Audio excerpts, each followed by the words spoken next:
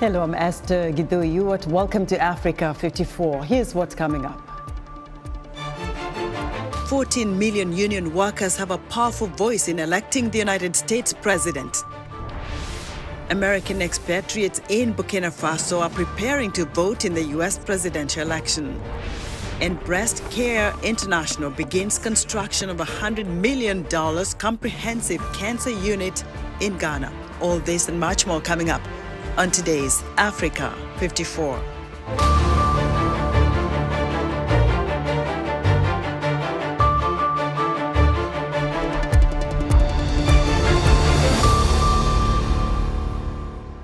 We begin our broadcast in the United States, where across America, about 14 million voters are members of union workers' organizations formed to protect their rights. But even though union members make up a small part of the American electorate, presidential candidates eagerly seek their endorsement. U.S. congressional correspondent Catherine Gibson reports from the western state of Nevada, where unions have a powerful voice in electing either Vice President Kamala Harris or former President Donald Trump. At a rally for Vice President Kamala Harris, excitement among union workers for her plan to end taxes on tips or gratuities that workers receive. I know that Vice President Kamala Harris has a plan, a clear plan to end federal taxes on tips for us service workers here in Nevada. That's right, that's right. And that Donald Trump, pretending he is the tipped workers' savior, is a dangerous lie.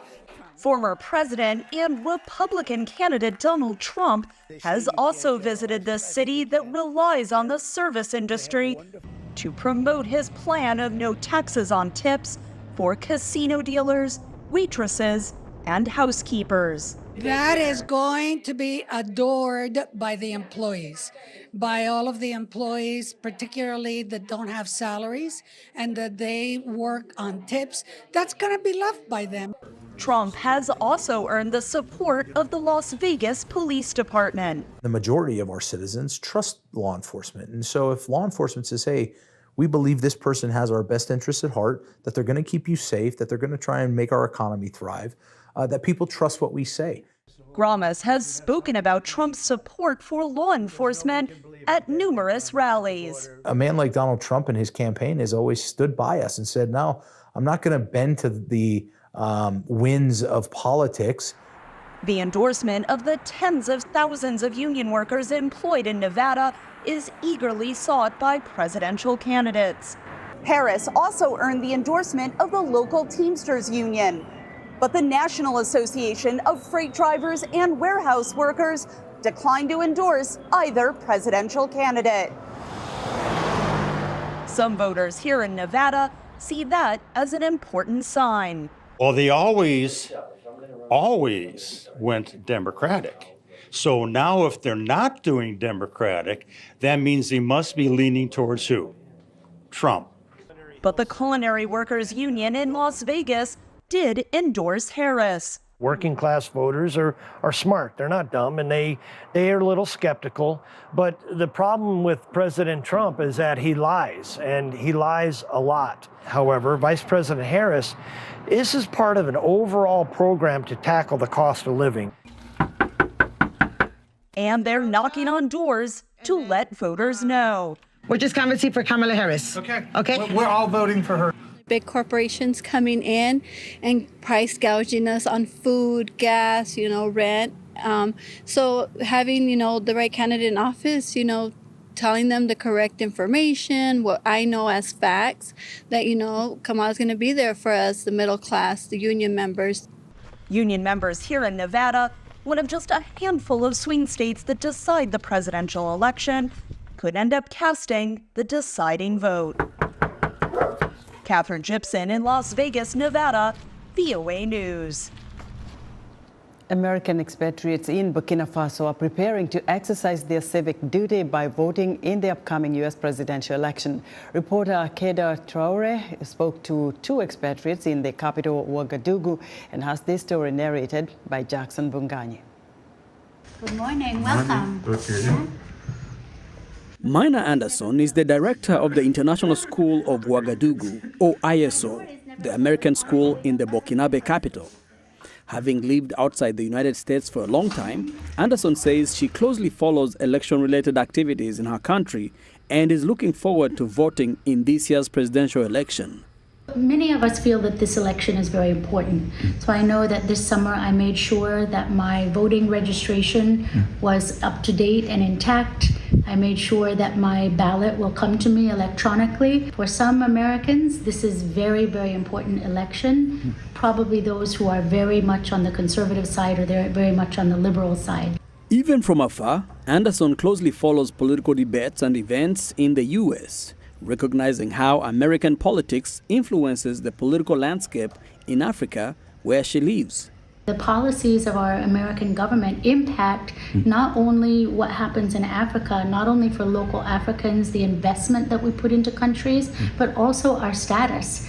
So I was living in Sudan when Obama was elected, and I saw, for the first time, I saw so much openness and generosity coming from the African people. They were so excited for our country. So who is in charge in our country, it definitely makes a difference to how people perceive me as an American overseas. Elizabeth Zanz is another expatriate, originally from the U.S. state of California, and now works as an art teacher at the American School of Ouagadougou. Like Anderson, she values vibrant political discussions in her native country and understands the impact beyond its borders. I think it's going to be a close election, but it's an important election. I think will be many challenges, yes. I think it's important, especially this election, to be engaged in politics because it affects the world, what happens in America. Zanz emphasized the importance of voting for expatriates like her and shared issues that are important for the future. Anderson says out of a whole range of issues that are important in this campaign, a few stand out. The right to reproductive care is important. I would like people to have the same rights that I had when I was a young girl. I think the way that we look at and treat other people in the world is very important. I think that the issue of how our country has become more diverse and whether we're inclusive to all that diversity, all religions, all races, just like our Constitution says we're supposed to be, that's very important. And if you have to put an umbrella over all of it, it's really protection of ourselves as a democracy and having somebody in charge who's going to make sure that our country continues to be a strong, fair, equal partner with the rest of the world, somebody who shines the light of democracy. In the meantime, local pubs and cafes in the capital Ouagadougou, popular with American expatriates, are buzzing with lively discussions and debates about the issues that matter to them as the U.S. presidential election nears. For Kada Traore in Ouagadougou, Burkina Faso, I'm Jackson Vunganyi, VOA Africa. Kenya's High Court is hearing an appeal Tuesday by impeached Deputy President Rigathi Gachagua over his ouster in an unprecedented Senate vote last week. President William Ruto has filed an objection saying the court did not have the jurisdiction to hear the case and that it was a matter for the Supreme Court. For analysis on this story, I'm joined live from Nairobi by Declan Galvin, an intelligence, political and security analyst. Declan, what's Gachagua's basis, first of all, of an appeal to be reinstated as deputy president? Well, so Gachagua has several grievances that he's kind of identified. First, he's saying that the charges against him are false and incorrect. The second is he's arguing that that there's really not enough mandate for him to be removed and to go through that impeachment process that took place earlier in the week because he was elected by the Kenyan public. Those are pretty much what he's arguing, but I think what matters more is all of the legal maneuverings that he's involved with deploying and looking for all sorts of other ways to kind of stymie and delay this process in order to find some sort of political solution. And what if the court decides that the appointment of Kithure Kindiki as the deputy president to take Gachagwa's position can be revoked? Well, it certainly could be revoked if you follow the kind of letter of the law. If it looks like the process to remove Gachagua was either done incorrectly or was done hastily, then that could make the appointment of Kindiki and the entire process involved to solidify his position as deputy president, that could become null and void.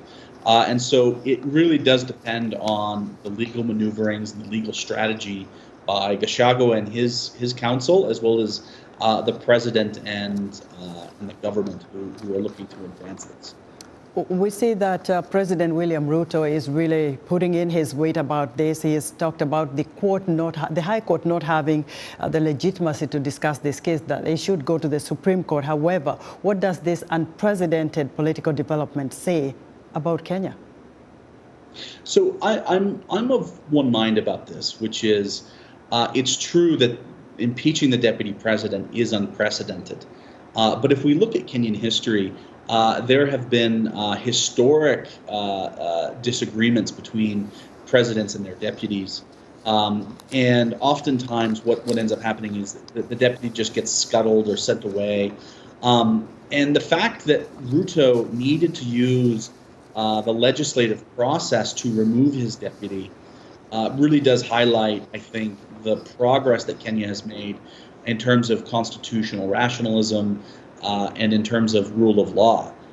Historically, particularly under Moi or other heads of state, there wasn't this kind of attention to legal process. And so I view this as positive, regardless of the outcome for Ruto or Gachagua. Declan, many thanks for your insight into this. Declan Galvin is an intelligence, political and security analyst and managing director at Exigent Risk Advisory. Zimbabwe's central bank governor John Mushayavanu is among high-ranking bankers currently attending the annual World Bank International Monetary Fund meetings here in Washington. He is optimistic that he will have meaningful discussion with the two banks and other stakeholders amid serious economic problems back home. Mushayavanu speaks to VOA's Marvelous Mlanga Nyahuye about Zimbabwe's economic issues. Well, we are always talking to the World Bank, the IMF, and this is a continuation of those conversations that we've always been having. Yes, certainly zinc is backed by gold. As the central bank, we are accumulating gold that we collect from royalties, and also we have been accumulating those reserves over the past few years. At the time when we launched zinc, we had $285 million worth of reserves. Now those reserves have since grown to $450 million, but deposits have not significantly increased. So what that means is that we have more gold backing the currency that is in circulation. So any exchange rate depreciation that may have occurred is temporary. That was Zimbabwe's central bank governor John Mushayavanu speaking with VOA's Marvelous Mlanga Nyahuye. Still to come, why African countries face significant challenges in the early detection of breast cancer. Stay with us. On the next Straight Talk Africa. We very strongly believe in the potential of Africa because the continent has youthful population, whereas the rest of the world is aging. It has rich natural resources. The International Monetary Fund's Managing Director Kristalina Georgieva talks to Voice of America about Africa and its future. Join me, Vincent McCory, for an in-depth conversation on how the IMF views Africa's growth potential on the next Straight Talk Africa.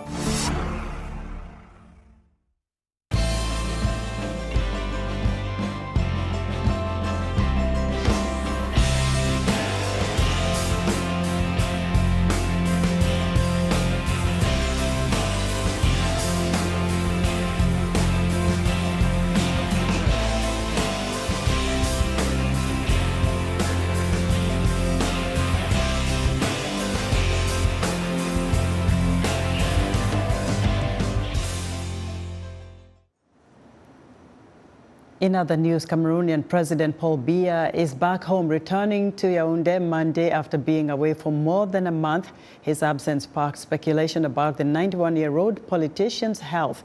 Rumors about the president's health and possible death became so widespread during his absence that the government issued statements that he was in good health before banning any further public discussion on the topic.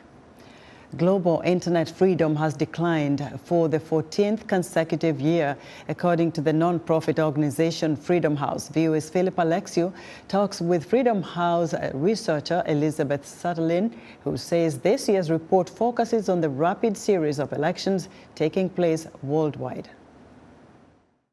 This continuing decline in global internet freedom is largely driven by a worldwide assault on freedom of expression.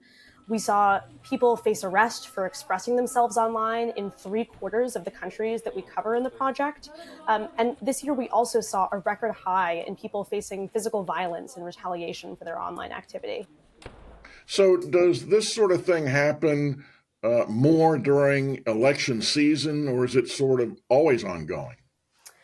It's a great question. I think this is always an ongoing issue, but this year our report really honed in on the rapid series of elections taking place around the world, including in Africa and places like South Africa and Zimbabwe. And we really observed that these elections have been deepening this crisis. False and misleading claims have sought to undermine the integrity of elections themselves. And there have been efforts to delegitimize independent fact checkers who are doing essential work to make sure that people who are voting have reliable information to make informed choices about their future.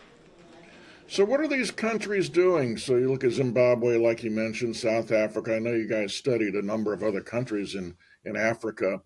What are some of the tactics being used, and how are people sort of being targeted? Yeah, we've seen really, a range of tactics, deployed to restrict people's access to information online. Arrests and imprisonment is a really common one. In all but one of the countries that we cover in Africa during this year, we saw people arrested or imprisoned for their online expression. One example of this, last October in Angola, an influencer was sentenced to 2 years in jail and handed a hefty fine for insulting the president in a TikTok video. But increasingly, during the project, we've seen an uptick in the manipulation of the online information space through, the use of pro-government commentators and other, pushing online narratives. And Zimbabwe is a really prominent example of this, as during their elections last August, state media has really amplified, narratives that discredited, both domestic civil society election observers and international groups who reported on the conduct of the elections. But there's also been some improvement by some countries, and Zambia in Africa at least was one of them. And when you look at that country or some other countries, what are they doing to actually make things better and cutting down on censorship and control? Yeah, so Zambia, as you said, saw one of the region's largest improvements, actually the largest improvement globally this year. And this was really driven by space opening up for online activism. So, although there's certainly a lot further to go, and, we continue to see some concerning arrests of people for, insulting the president or, for other, concerning issues. Zambian civil society has really led the way in pushing back against repressive measures. They've advocated for the reform of problematic cybercrime laws and took the regulator to court recently, instituted new requirements to collect, facial photos in SIM card registration. So civil society's advocacy and mobilization online has really been a driver of these improvements. That was Freedom House researcher Elizabeth Sutherland speaking with VOA's Philip Alexiou.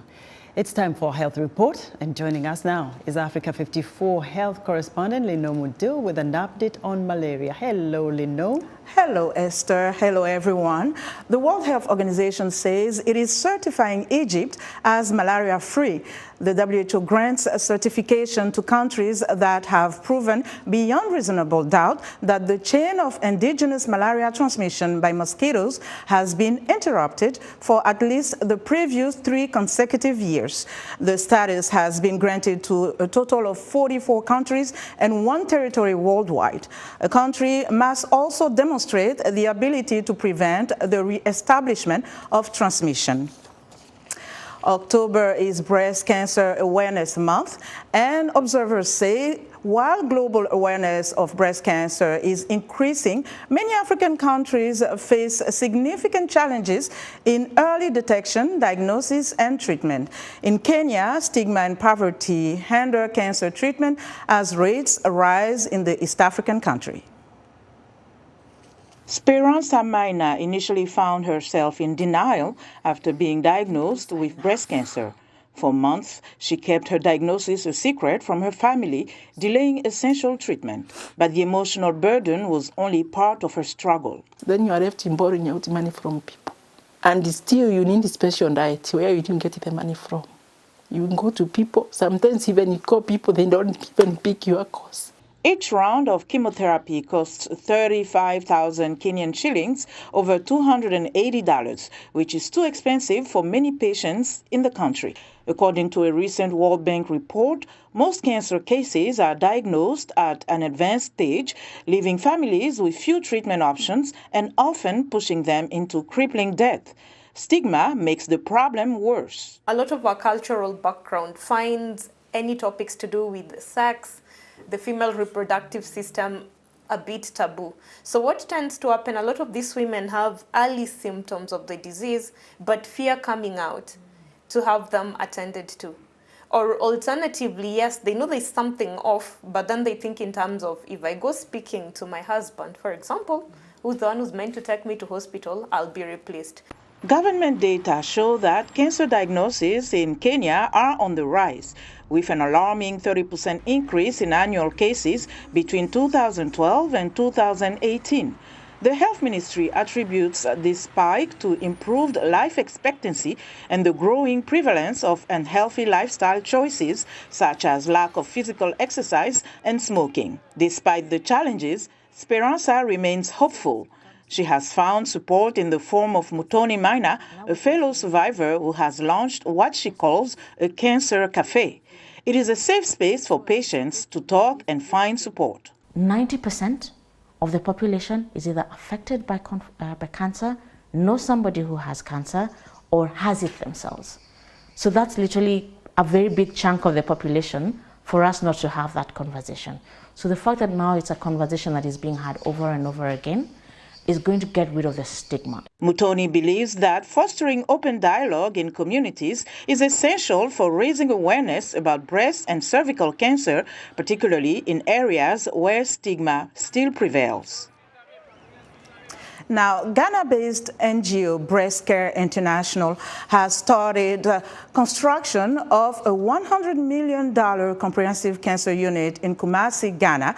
The facility, which will offer advanced diagnostics, radiotherapy, and treatment, aims to fill a critical gap in cancer care. Sinanu Todd has more from Kumasi.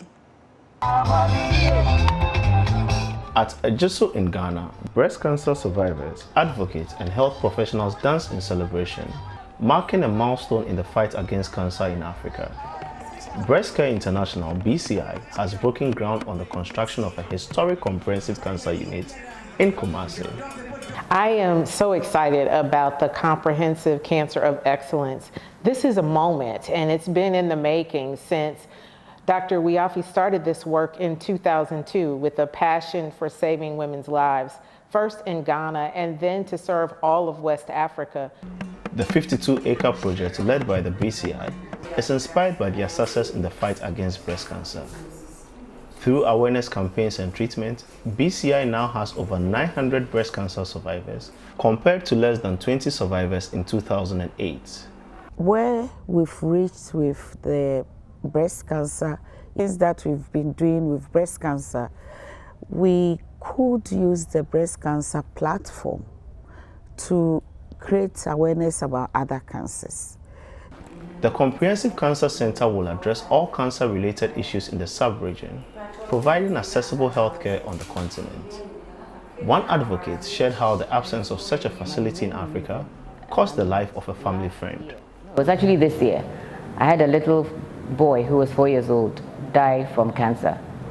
And we did everything that we could. Eventually, as had to happen, we had to send him to India. He went to India, had treatment, came back, relapsed, and died. Darko explained that there wasn't a nearby cancer facility to attend to the emergency relapse. It is expected that all that will change when the $100 million cancer center is completed. With $1 million support from the White House Cancer Moonshot Fund, the first phase of the project is expected to be completed within 3 years. It will serve patients and also help in research.